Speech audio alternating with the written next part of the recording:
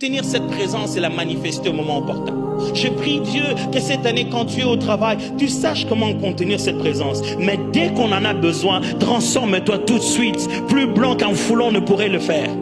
Deviens comme Jésus. Dès qu'il y a besoin de la présence de Dieu, on se dit, mais lui, il n'est pas du département de... Lui, il ne s'occupe pas des bois là derrière. Oui, quelqu'un qui s'occupe de bois peut mourir à la croix et sauver l'humanité. Je prie que où que tu sois, que la présence de Dieu soit la marque qui va te distinguer et qui va dire à tout le monde, Dieu est ici.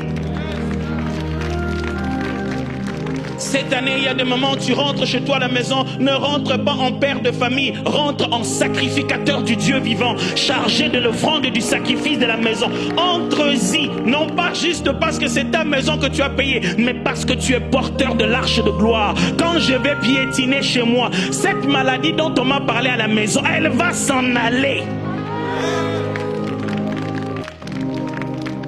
Cette année, il faut que tu prennes conscience de la présence de Dieu dont tu es porteur.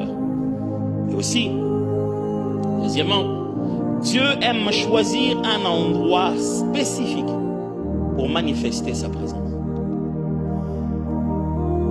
Ce n'est pas moi, c'est Dieu. Dieu aime choisir un endroit spécifique pour manifester sa présence. Pasteur, qu'est-ce que tu essaies de nous dire? Il y a plus de Dieu ici que de là. Dieu n'est-il pas omniprésent? Omniprésent, absolument. En fait, le concept de l'omniprésence est un peu complexe à expliquer. L'omniprésence de Dieu, ce n'est pas le fait qu'il soit partout, mais c'est aussi le fait que partout se trouve en lui. Dieu ne se rend pas partout.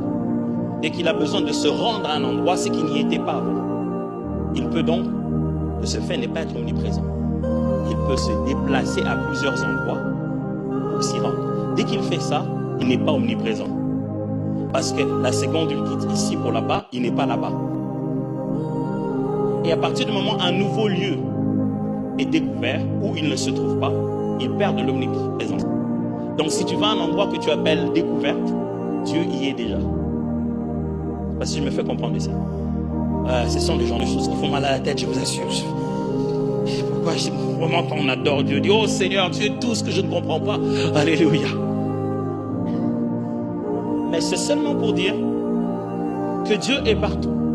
Mais c'est Dieu qui est partout. Je ne sais pas pourquoi, ne me le demandez pas. Mais dans la Bible, l'Ancien comme dans le Nouveau Testament, il choisit des lieux géographiques, physiques, où il dit, c'est ici que je vais me manifester.